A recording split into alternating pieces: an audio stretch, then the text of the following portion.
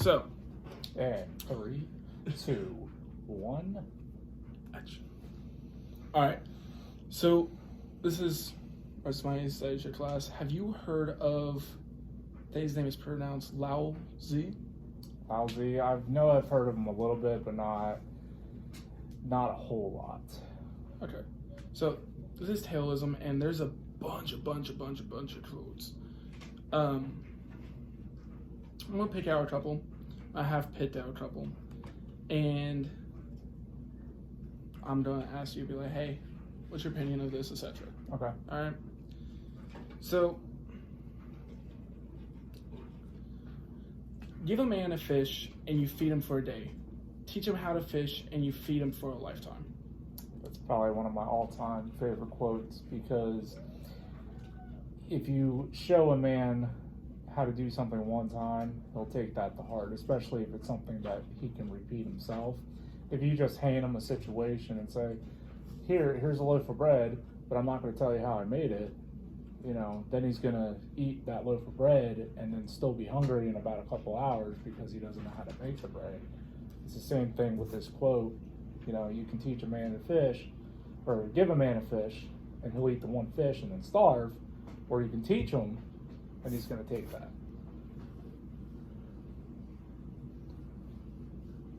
I actually really like the way you said that a lot, actually. That was actually really good.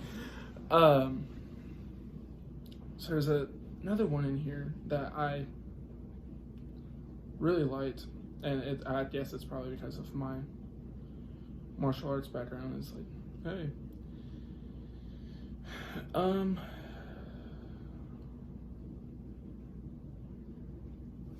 okay, so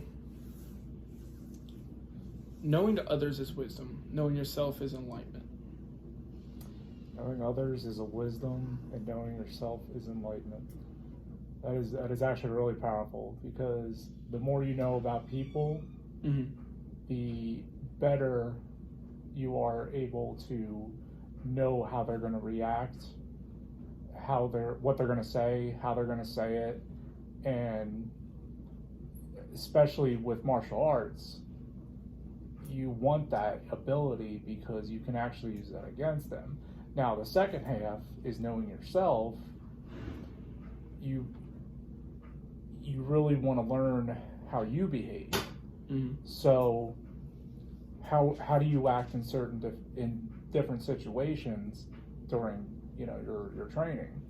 If a person is coming at you to attack you, you can look at them and say, okay, I know how he's going to move. He's going to take his left arm and swing at me.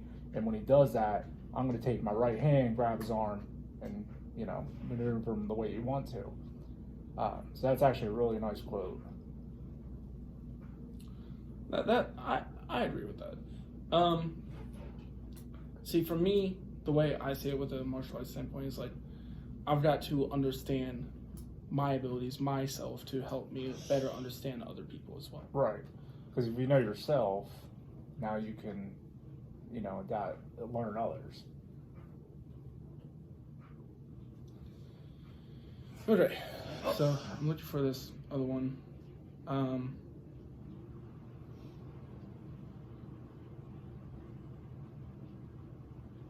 Here it is. It says, and this one is probably my favorite one that he has said. They talked about this quote actually in the classroom. Okay. All right. And I just lost it. Of course I did. To lead people, walk beside them. As for the best leaders, the people do not notice their resistance.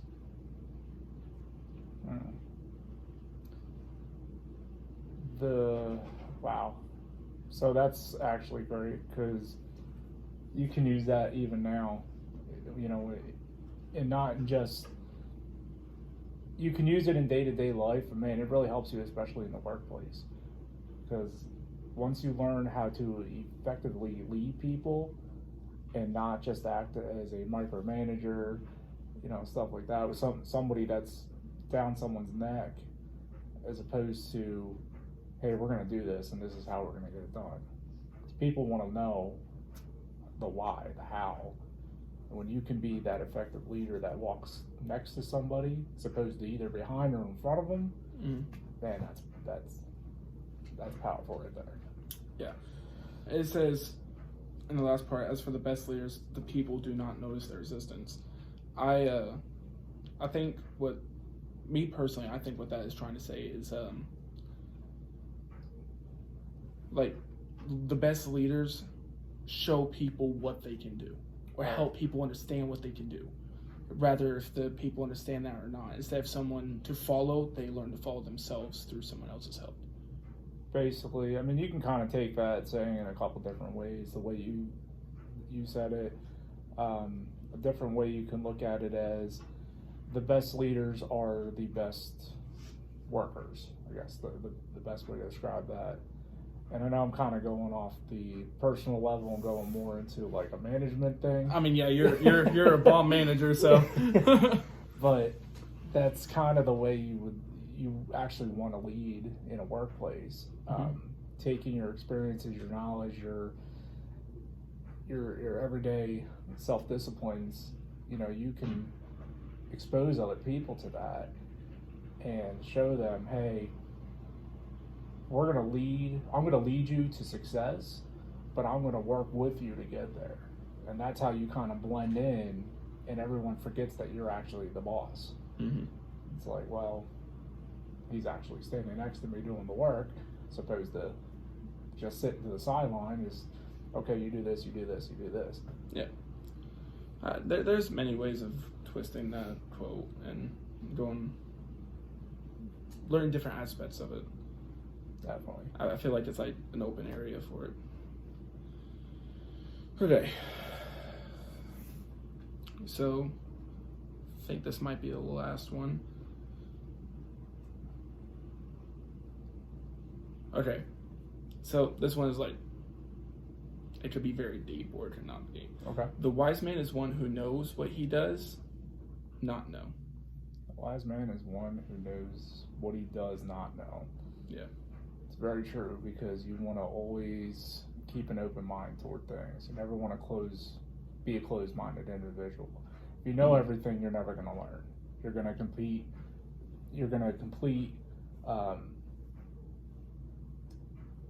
bringing up your old habits. And if you're brought a different way to do things, you're not going to listen to people.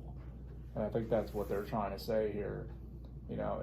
To be wise is to listen, to be open, to bounce ideas back and forth, and always have that open-mindedness. I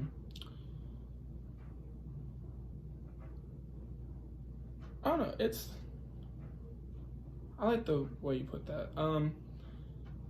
It's just like a eerie thing to me. The wise man is one who knows what he does not know. As like the way I thought about it whenever I first heard it, and I like seen it, I was like, okay. So the man knows the apple is red, but he does not see it.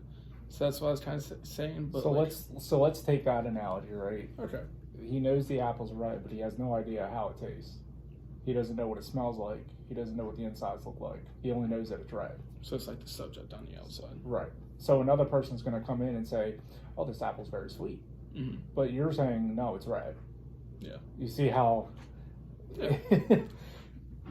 So I think just that contradict itself. Right. That's kind of where that saying is, open up a little bit. Yes, the apple is red. We can all agree it's red, but it's also very sweet on the inside. Oh yeah, by the way, it also has seeds. Yeah.